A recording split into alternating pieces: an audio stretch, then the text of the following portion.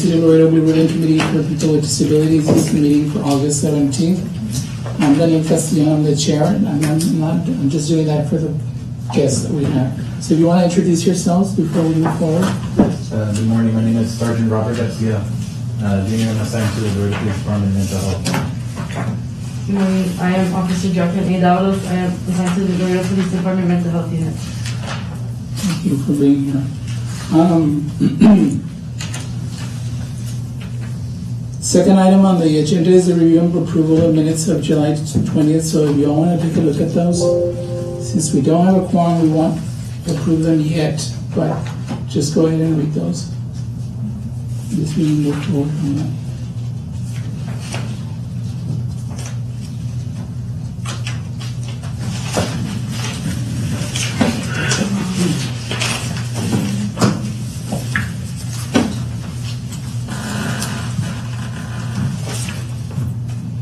Dr. Ruthinger needs the web link. She has it. She said she doesn't.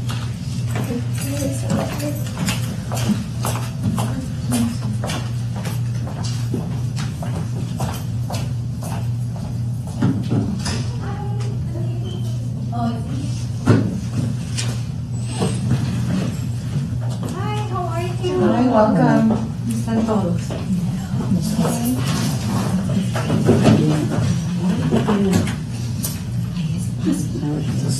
I know we're gonna be a little cozy today.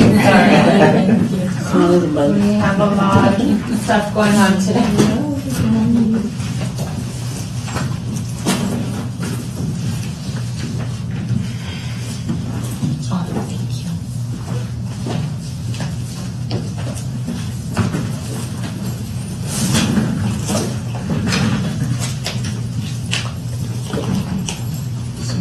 You know what minutes you want to take a look at that?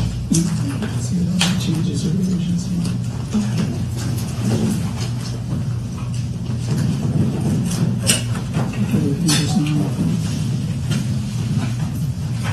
We're sending her the link.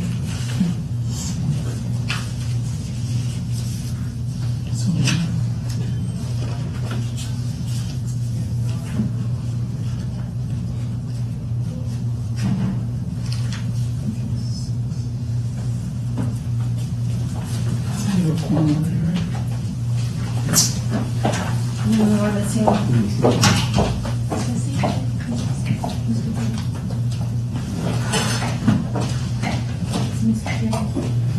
Vanessa says she's going to show up.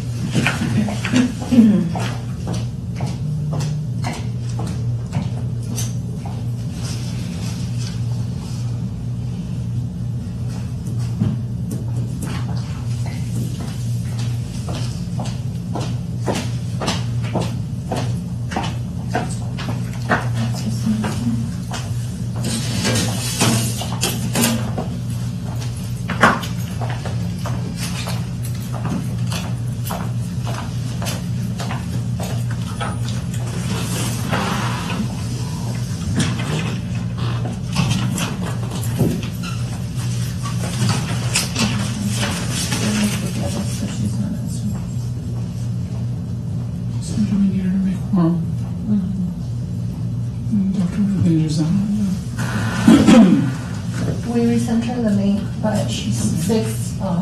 She just joined. But 6 needs to be in person. So we're missing one in person.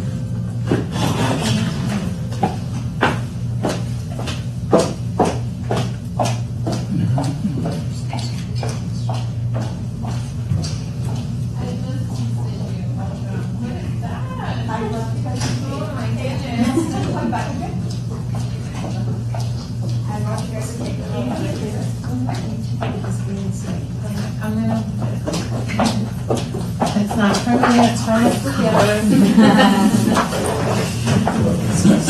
Oh, no. Good morning, you too. we have quorum, Mr. Chair. Thank you. I wouldn't do that raw cake.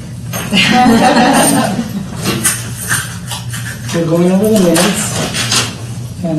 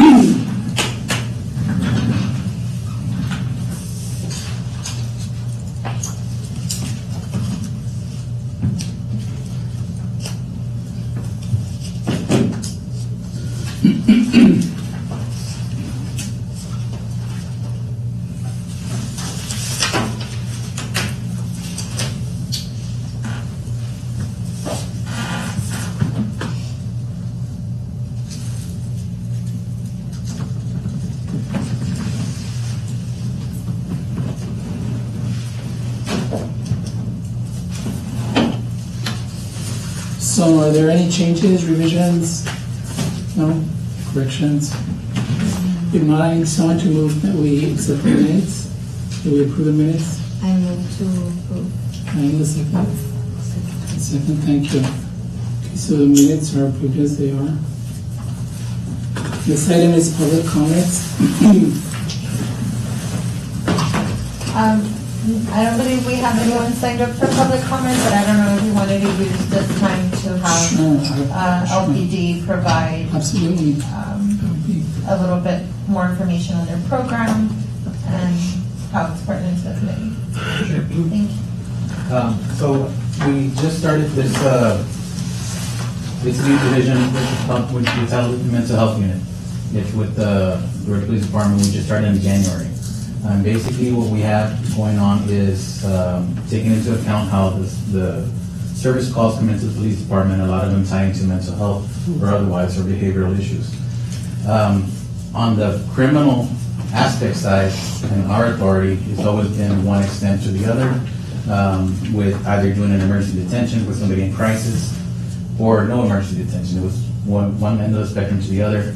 What we're working on with this new division is the networking and directing of everybody in between to these resources, be it SCAN, be it a program with the city, be it Taylor, be it Border Region, just to make sure that we're not going to allow any more people to fall through the cracks of one extreme to the other. We can help who we can. We at least know where to send them. And also training our own officers to make better identification with people who may have these behavioral disabilities, so that they can address it differently and not just a gung-ho response of, I'm going to arrest you, I'm not, or go on about your way. Just so we can do a better job with retraining our officers. It's going to consist of training, specialized training for people in our division right now, which consists of myself. I'm the sergeant, and I have 3 officers we're all borrowed from other divisions at the time. It is a pilot program, which what we were discussing earlier is that at this point, about a week ago, there was a budget workshop with the city of Laredo that was going to be introduced with this division to be established as a permanently funded division. And for whatever reason, I think we got swept under with a very broad brush where they said PD is not going to get anything, no permanent funded position. So that's basically where we're at. So we have a lot of support. We have a lot of support as far as again advocacy groups and the agencies that are there. So basically, in a better aspect, I guess, is that we are basically looked at right now as the reduction of the enforcement on the criminal side for anybody with mental health needs, and also we're also the middleman to make sure that people get to where they need to go.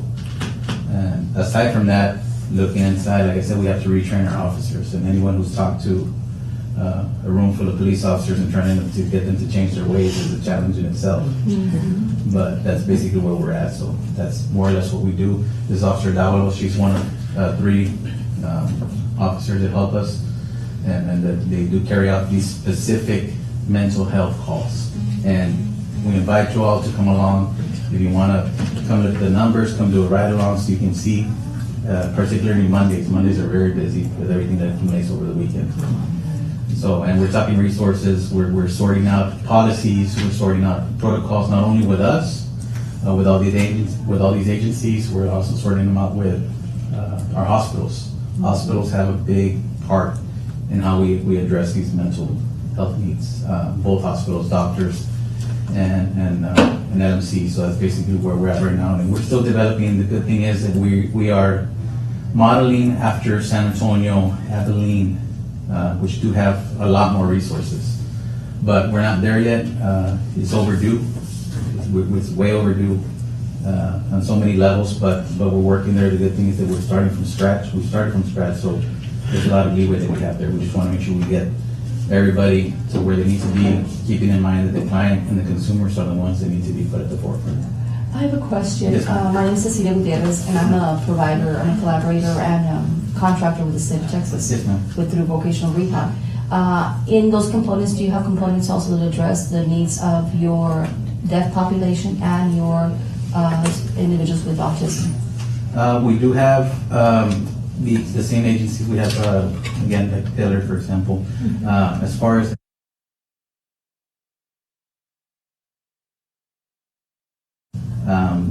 so again, it's one of those where we're spread a little thin, but we're open. If you can get us information, we are the best free advertisement out there. And what is your last name? Garcia. Yes, ma'am. First one? Robert. And the reason I say that is because those two populations are very, because very delicate populations. Right. One, because you stop someone and say, your officer usually says, can you provide your name? And they don't carry a census, I'm deaf. And the population with autism, they have sensory issues, light, sounds, fear, all those things that come into play. And for our population, as it grows, the numbers increase.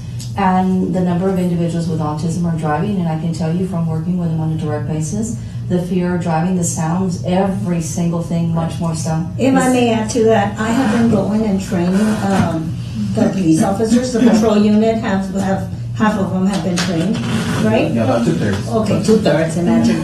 And then we trained out last Thursday, the cadets.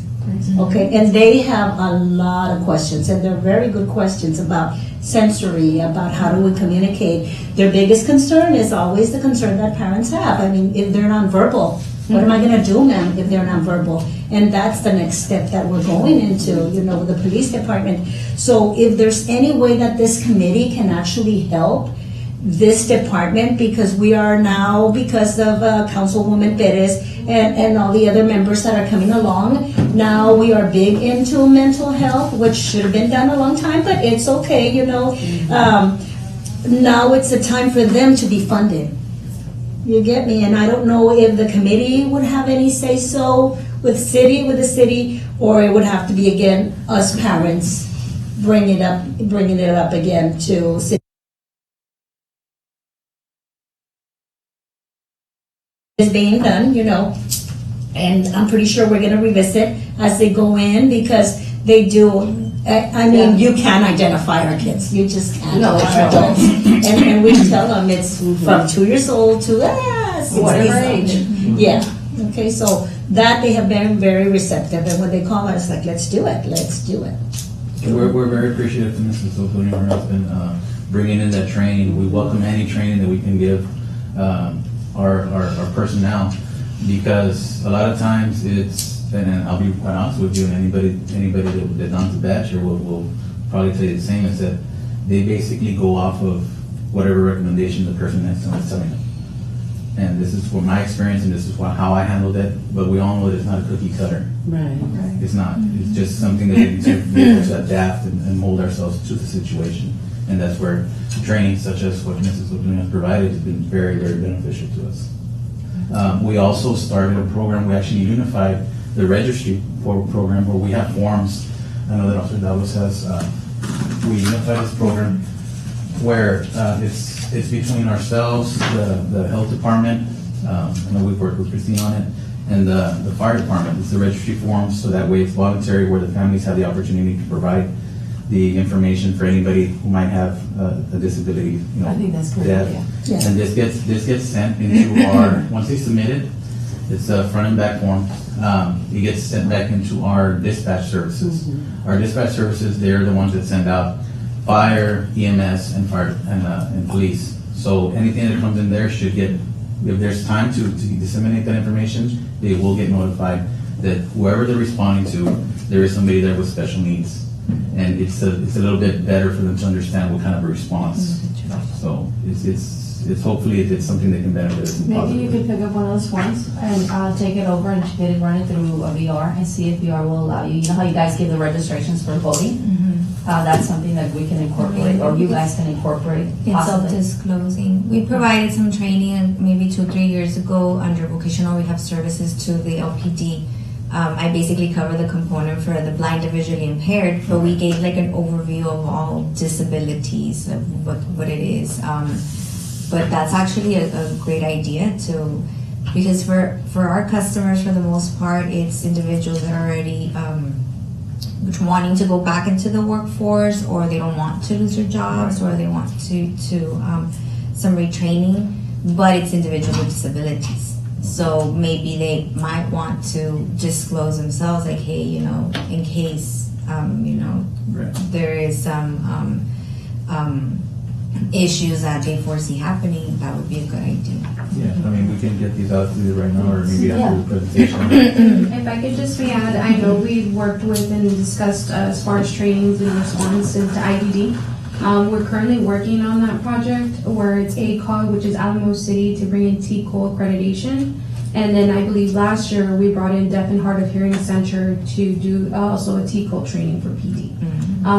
They did an encounter from like how Sergeant Garcia was mentioning, encounter or had an experience where there was miscommunication or communication barriers. But they just wanted to be proactive and get that training, so I commend PD for that as well. So they had that training, I believe, last year, and it was, again, like ACOG, they received these grants to come and travel to area regions. For instance, ours is Region 11, to offer these free trainings, free of cost, and then try to work with shifts, because I know PD has different shifts. We did 2 shifts. Yeah, multiple days, and then provide them with the TCOL accreditation that they need for those trainings. There's actually been policy implemented outside of the mental health unit. Is anybody that, any personnel comes across during any service call or any type of interaction where we're obligated to provide that resource for anybody with any impairment, you know, being deaf or otherwise, to make those resources available to affect that communication. So that's even outside of something that we're actually having in place with our LPD policy. Can I ask you a question? You mentioned that 3/4 of your officers have been trained. More or less, sir, yes. Is that the 16-hour training or is that the 40-hour training? No, that's just a presentation that we have right now. It's not TCOL certified, so it's not going through a state mandate. This is just the informative presentations that we're getting from Citizens Social Union as far as the advocacy and awareness groups that we have going on. That's aside from the CIT trainings that we have, which are, that CIT one was? Critical incident training, I know I had it last year, so they're giving it to the officers who still need it, they're getting that training. But Because I know that when I was the director at Porter, I used to bring in the officers from Houston, and they used to do the 40-hour training. okay. And of course, it was open to all law enforcement agencies, right? So the sheriff, everybody, the schools, everyone. But one of the obstacles to that is that we didn't get enough officers to come in because of your shifts, right? Right. And in most communities, in most larger cities, what they do is they have several mental health officers on staff during every shift. Okay, and I know that that's something that we probably don't have here. Not yet. And so, but yeah, that's come. I was asking about the 40-hour training because I know that you guys go through a 16-hour training for your certification? Right. So basically on the mental health officer certification, we should have gone to that in May. The only reason, and that was going through Houston Police Department, which is basically the pinnacle of the mental health unit here in Texas. So we were going to go through them about a month or less away. It was canceled because there was a change in the curriculum for the TICO standards that changed, and we're basically just waiting to go back to them. And that's going to be specific to our unit right now. The other CIT training, that's something that's state mandated for the certifications. We also have another we've been working with in communication with Mr. Alvarado from Border Region for the Veterans Affairs. And that's another training that we're just going to get to that also people, again, that's specific to the mental health for the veterans, but we're just, any training that we can get out there, we're trying to bring it in. And that was an issue, to your point, is that he did specify that when that training was made back then, they had the same problem in getting officers to attend. Yeah. But this should be, it will be different this time around. We were even sending officers to San Antonio and to Houston to be trained. Right, yes, sir. At one point. Yes, sir. So yeah, I just was curious which training that would be.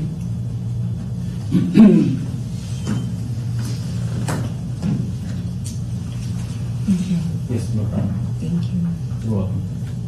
And also, we welcome any presentation, any type of training that you feel might be beneficial to our division, or if there's something that we need to come in and talk to anybody about, it's reciprocal.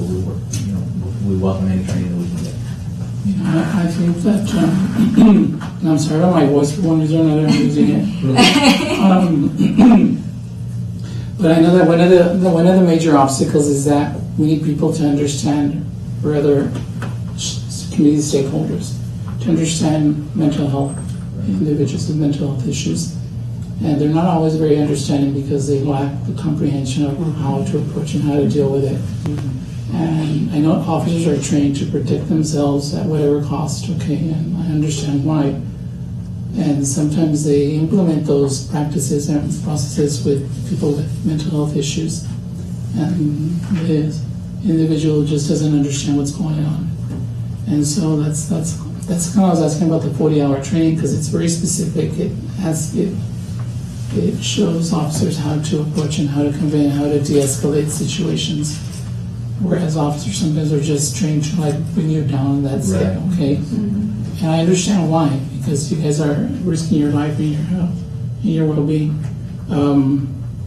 But I think that one of the most important things is that people need to understand how a mental health individual operates and how they function, and that's not always clear to people. And for the provider or the service provider, it's very critical. We have a volatile person in the office.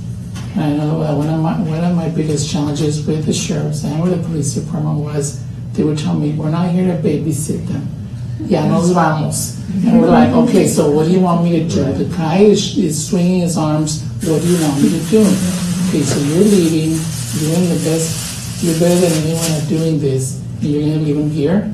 So as soon as you guys walk out, the client would run out the door, right? And now we have a suicidal, homicidal person on the streets, and now we're asking you guys to come back because now you got to look for him now, okay? Right.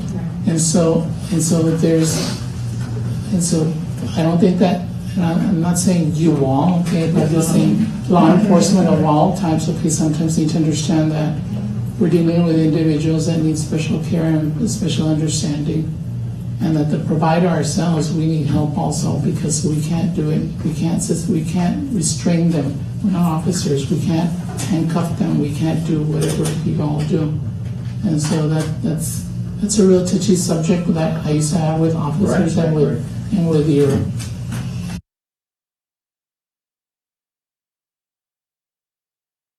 sergeant or whoever it was. I need your help, okay? And we've got this situation and you need to help. And I think that's what's real important, that a mental health unit be in existence, okay, for you all. Because I understand the typical officer says, that's not my job. My job is not to go out there and catch the bad guys, right? And chasing for the people and chases. stuff. My job is not to babysit a guy who beat up his mother last night. That's not my job, okay? Right. And so we understand that, but it's real critical that the police department have a unit specifically assigned to deal with mental health cases for that reason. Okay, because Yeah. it's not only you and the provider and the person, but it's the entire community that needs to understand why those kinds of individuals with those specialty trained talents should be involved. Okay, so I said that you were moving in that direction, but we need to get it done, because I think that there are many communities out there that have very broad mental health divisions. And of course, they have a lot of money. Oh, yes. So I remember when I used to invite the people from Houston, they'd show up with badges and they'd distribute stuff. Like the patch Houston Police Department and stuff like that. We got two. They bring photographs with astronauts on it, No, but you know what, Sergeant Garcia, to add to that, we get enough people advocating, which we're late, right? Laredo. I love this town, born and raised here, but this has been a long time coming because mental illness has been around a long, long time. And we're always being reactive instead of proactive, right? So we need to have a more proactive approach to make our community better. Because there's been deaths, right? I mean, you've seen due to the individual was, retaliating or whatever, but the officer or that person was not aware that the individual had some type of special needs. So it's good to hear that we're moving in the right direction. But I think if you get enough stakeholders, as Mr. Castillo mentioned, on board, you shake the tree from the top, things will happen. Yes, ma'am. So thank you. Yes, ma'am. You're welcome. The other thing is I also know that sometimes between law enforcement agencies there seems to be the lines are not drawn very well. Right. Between the sheriff and the police department, and they'll tell you, well, that's not my responsibility, that's the police department. And no, that's not that's the sheriff's, that's you all's issue. And so it's and the ones who are there at your mercy are the client and the provider, because there's okay, so I need help. Who's gonna help? Completely agree, and those are the kind of conversations that, the tough conversations that we need to have, and delineate. This is our responsibility. This is your responsibility. This is how we can help each other get to where we need to be. Right. And a lot of times, like going back to the, having somebody that's in crisis and somebody needs to be restrained. That's where we're having these conversations with the hospitals. The hospitals also have that responsibility, where basically somebody in crisis for emergency detention, our line ends at the admittance of that person once they're secured and with a responsible transfer. Beyond that, we will help, but it becomes an issue to where the hospital takes custody of that person, and they need to have the resources, and they don't. It's plain and simple, they do not have the resources to do it, so they go back to the same easy button, as we call it, is just call PD or call the sheriff's office. And that's where we come across situations. I know that the police department sometimes would spend 18 or 12 hours there. Oh, that's nothing. That's nothing. And I know that when the hospitals are on diversion, Right. there's just no hospital beds. Okay, for those of you. Okay, so there are no beds at the public hospital system, and you're trying to get them hospitalized into a private hospital. Right. In the meantime, you have them at the hospital in the emergency room, and the hospital wants their room back. Right. Okay, and you guys want to go back to normal work, Right. and so everybody's complaining to each other. Okay, and so that's just. But you're right. You need a division that's specifically assigned so that those lines are very well marked and whose responsibility is to do what. And part of the one of the issues that we had, and I think it's just communication between staff, medical staff, is that you're saying the hospitals want their room back, and they have there's some misconception along the way where they don't recognize mental health as a medical emergency. But according to the federal law in TALA, anybody that has the facility that has an overnight area, if they can provide overnight stay for a patient and they have an emergency room area, then they are obligated to accept these people. And the behavioral issues, being mental health, that is a medical emergency. And that's something that's where we get into the little tug of war between officers, that yes, no. And it's just a matter of getting everybody on the same page and holding people to what they're obligated to do. And like I said, those are the conversations that we need to have, and we've been having them. And we're making progress, but it's just sometimes things need to be said. Sometimes it works both ways. Things need to be brought to our attention too, and we may not be seen, and we may be overlooking. But we're open to it. The good thing is that we're here now, and we're talking about the pilot program. We'd love to get training all day long. But step one, the root of it is to get funded by our own city, our own department, and then from there we can expand through grants, so on and so forth. But that's basically where we're at right now. Good, we know the challenge in front of you. Oh, yeah. Every day. That's usually not the situation, it's the partners that keep in touch. Yes. So, I know what those guys look like. I think we're gonna change the word from challenges to opportunities for growth. And it sounds like we're really getting there, But no, you know what? I worked as a dispatcher for PD in 1980. Okay. No, 81.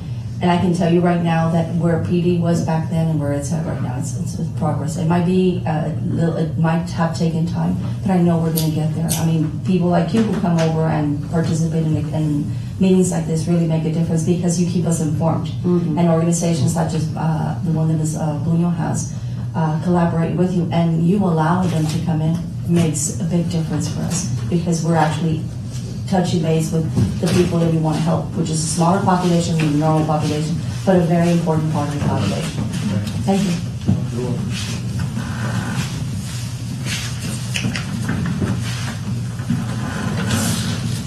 Okay, can we move?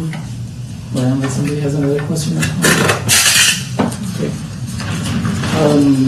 Next item is the report from Christina Reyes on the special needs program. Hello. Just seven bullet points today. Our program has been proactive all year in sending our families FEMA information from ready.gov.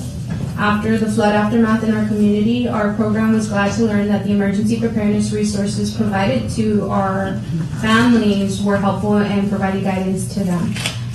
We're planning to continue to work with FEMA to supply our families with free emergency preparedness information and resources.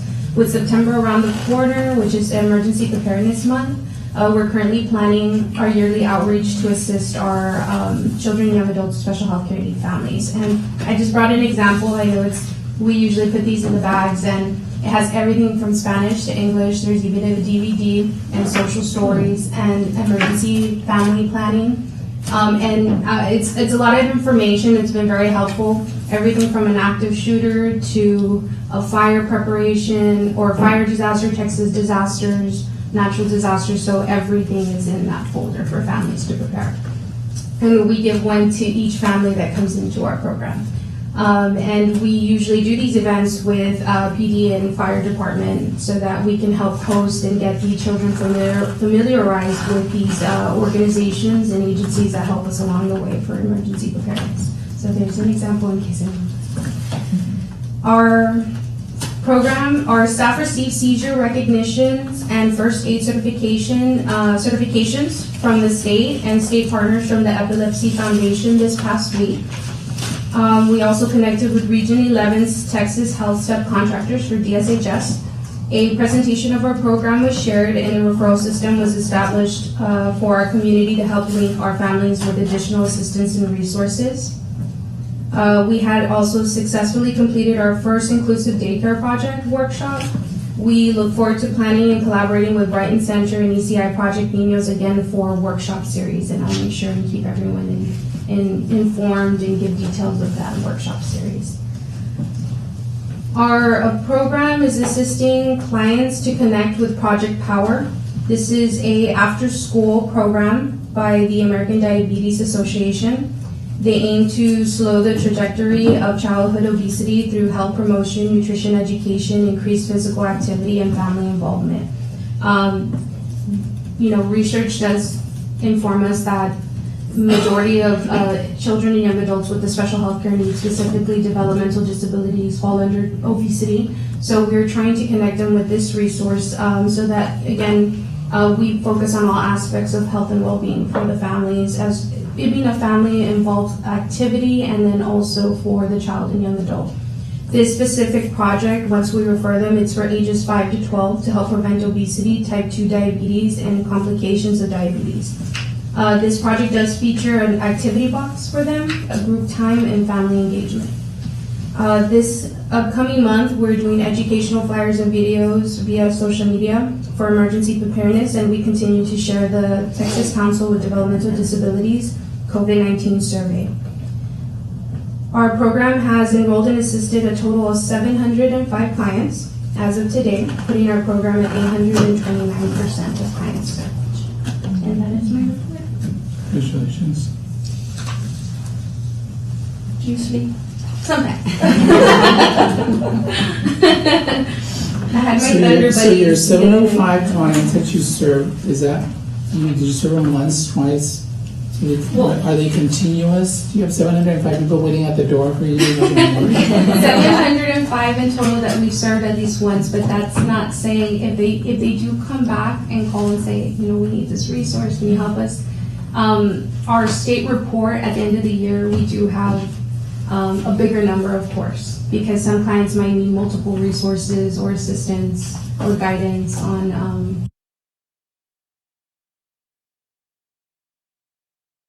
home information, education, and community inclusion. So sometimes our numbers from what we see, I know last month we served 219, but in total with reoccurring clients, we served 429. So we really do try to connect the families as fast as what I try to do. I say we, but it's only me. I had the conversation. But what I really try to do is, as soon as a family reaches out to us in regards to a resource, we get it within the week and give them that information. So luckily, we've been able to receive emails and text via text messages. So we send them both any communication that we can have with them, and we send it through that method. And it's links, education, as well as if they're trying to attend our webinars and workshops, we connect them through that. So 705 are unduplicated. Yes, 705. He needs help. You keep saying we and I know. each time, each month, I'm like, wait, is it only her? Does she have I'm people serious. I'm helping going her? like, where does she sleep? And I will be honest with you, and I know I step out of here, I'm sorry. But, a lot of my families going into, let's give you an example, childhood cancer. Right now we do have about 26 families, and I believe 2 more are coming in on board onto our program. Majority of these families tell me, I'm not available till after 5 p.m. Is there any way you can work with me? And we've always been happy to help in any way that we can. And also just coordinate with families, because I understand some work night shifts, some, are, therapies, schools, and that. So our program I've been able to assist the families and being able to coordinate with them to make it convenient for them and accessible to them. And I know when it comes to the state surveys, that's one of our biggest questions. Did you face a barrier? And thankfully, we haven't had hours or location be a barrier for them, because we really try to find a way to connect with them and it being an accessible program for the families.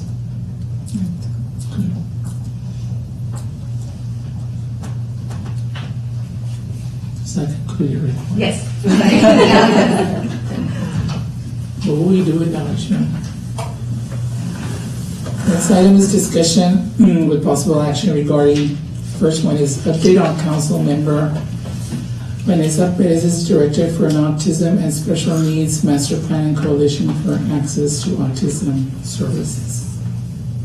So we We did have our first meeting for the Autism Coalition. It occurred earlier this month. Do you recall the date, Christine? My dates are messed up. August 31st? August. No. August 3rd. August 3rd. August. There, Mrs. Orduño was there, and a very frank discussion of what we envision for this coalition. This is a special sub-project that would incorporate an autism and special needs master plan. We did share a link to a very, very rough draft, just kind of what we think the framework should look like to address anything that would be pertinent for that special population in our community. And of course, your feedback will always be encouraged. We did get some additional guidance from Councilmember Perez that she does want to see participation from economic development, from the school districts, from the private sector. So we will be reaching out to those agencies to hopefully expand the participation and ensure that the feedback is provided. We are pending a town hall meeting. It was scheduled for August 10th. However, it had to be rescheduled due to budget workshop for the city. Of course, the council member wasn't going to be available during that time. We're pending direction from city management on the location, date, and time for that town hall, but as soon as it is confirmed, we'll go ahead and provide that to the committee. And that's the update. Next item on that same agenda item is recommendations on agenda item by Council Member Alberto Torres Jr. on July 18, 2022, requesting the following. Discussion with possible action to create a workforce employment program within the city of Laredo for adults with special needs and further incorporating the private sector. So for some context, when this item was presented by Councilmember Torres, Dr. Chamberlain did provide a presentation on the current programs that we have available or that we have been in partnership. Of course, the health department has been supporting with workforce their summer earn and learn program and their adult paid work experience. We continue to do so this year. We participated in SEAL and had 4 participants here. They just finished off. They didn't want to leave, but we don't want them to leave either. But, and then we do have 2 members at the health department for the adult paid work experience, and 2 others in other departments with the city. So of course we're working to further expand that to other departments with the city of Laredo. We're working in partnership with Ms. Linda Teniente, who's now the HR director, on what other initiatives can be brought to encourage additional or integrating people with special needs into the workforce, especially with such a large employer that we are here at the city of Laredo. We, as the health department, provide our best practices, things learned, and just the success stories that we've had here by, having participated in these programs. I know there's also been conversation about maybe putting additional measures to the onboarding or the application process on the HR end. I know there's legality, there's self-disclosing, so we have, made them aware of that as well. But if the committee would like to discuss and maybe provide some additional recommendations, we could definitely work towards that so that the mayor, city council, and management has that message from the committee. If I may add to that, the placements that were done with the city, currently were done through our agency, Let's Go Texas, and I was sharing with Ms. Martinez yesterday, I think it was yesterday or the day before yesterday, that you can see the difference between those individuals who have worked, and I'm talking about staff from the city, who have worked with individuals with special needs, over someone who hasn't. They're in the emergent phase, and this group who's worked with them for several years because of SEAL, it's like embracing face. Okay, so it really, really does make a difference when we have individuals who are not afraid anymore, because the greatest fear from having someone come onto your workforce is the fear that you don't know what to do. Not so much that they're going to do something wrong, but that you're afraid of not knowing what to do if something happens. But we're seeing where the initiative that was started at the health department, and again, I give credit to the health department because this is where we've seen the greatest, even the collaboration and the initiative to get things going with this group of individuals that we have working right now came straight from the health department. She did a lot of the legwork, so Ms. Martinez, thank you so much.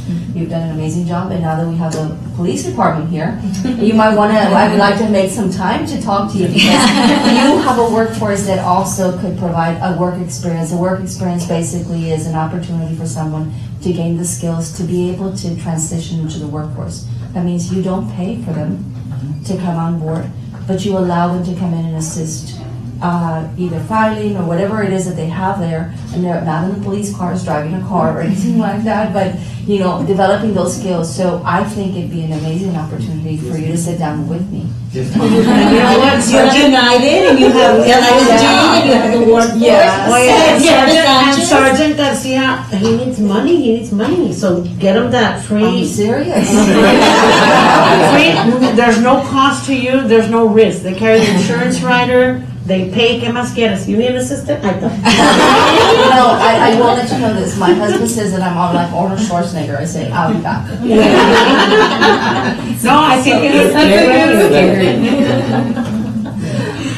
So yes, from the employer perspective, we do see it as a win-win situation. We get essentially free labor. The compensation to the individual is through workforce, and they deal with payroll, with all of that. And we just provide them the site. And then in terms of any type of apprehension or fear about how to facilitate or how to train or what are the do's and don'ts, right?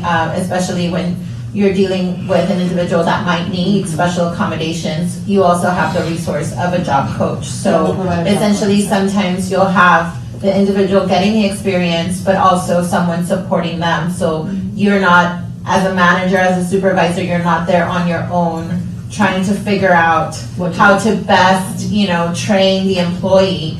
And again, I mean, we've had a lot of situations where it's not only beneficial to the student or to the participant getting the work experience, but also to our staff because they start getting more comfortable. And, just the diversity, equity of it is something that you kind of have to go through to understand and apply. Yes. That's my report for that. Again, if the committee has additional recommendations, that's a discussion that can be had so that we can present that to management and council. Thank you. I think it was mentioned, and I'll just mention it again. One of the biggest challenges with working with individuals with special needs, it's not the individual with the special needs, it's the person that's working with them. The reason why is that some of my first experiences was I didn't know how to act. I didn't know because they were not acting normal with me. So I was like, okay, so how am I supposed to handle this? Am I supposed to contradict them and correct them?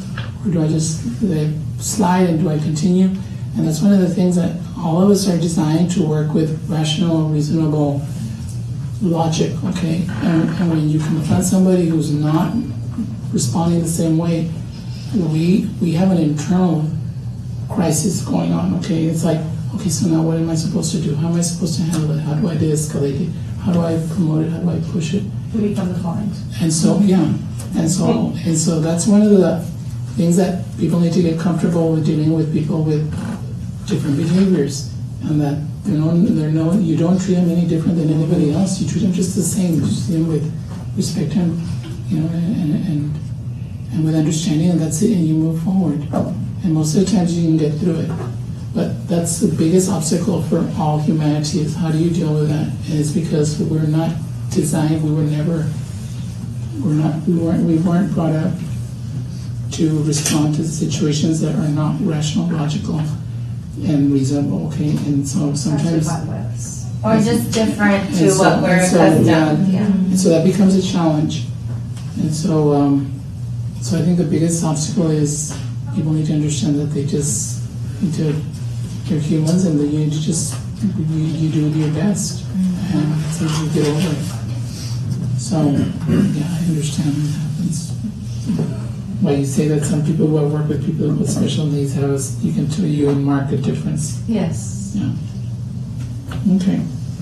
So item 6 is announcements. I do have an announcement. Next time. Sir, February the 10th. February the 10th, save the date, okay? We have an event, your organization has participated in the past. I believe you might, Ms. Davalos, I don't know, but I think you might have been there. We had a Night to Shine activity. It's a prom-like event for individuals with disabilities between the ages of 14 all the way to when God keeps them home. And we provide limousine, red carpet, food, everything's free. But we do ask the community to be part of it. A few years back, we had the police department, the fire department, the DPS, and it was interesting because they all clustered into little groups. You had the DPS and the fire department, and everyone was there. And we had over 300 individuals with disabilities that came in that night. It was an amazing event. February the 10th, please save the date. If you can provide us with some officers that are willing to have an amazing time, go dance on the floor and become part of the community and remove that element of fear from a lot of our customers because they see a uniform. And so I remember them coming in on that particular night and they asked me, what do I do? I said, go around the tables and tell them, hi, my name's so-and-so. I'm here to help you if you need anything.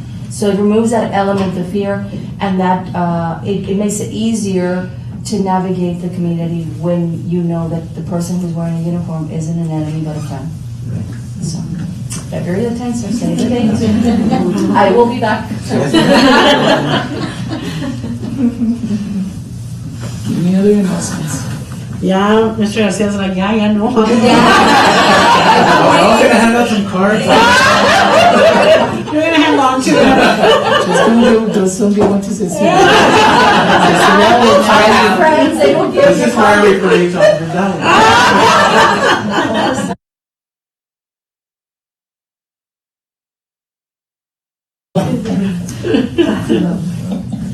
Okay, so there are no other announcements, then we can adjourn. So I need someone to move to adjourn. Second.